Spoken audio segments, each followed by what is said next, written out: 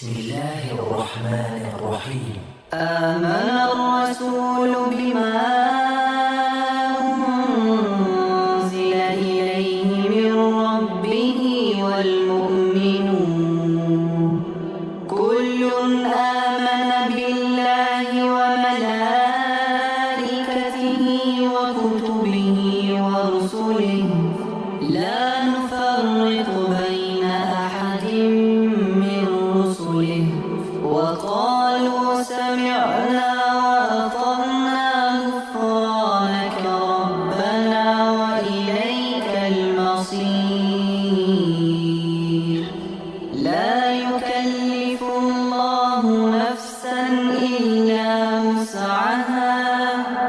لها ما كسبت وعليها ما اكتسبت ربنا لا تؤاخذنا إن نسينا أو أخطأنا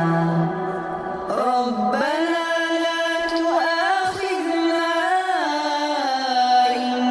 نسينا أو أخطأنا ربنا ولا تحمل علينا إصرا كما حملته على الذين من قبلنا ربنا ولا تحملنا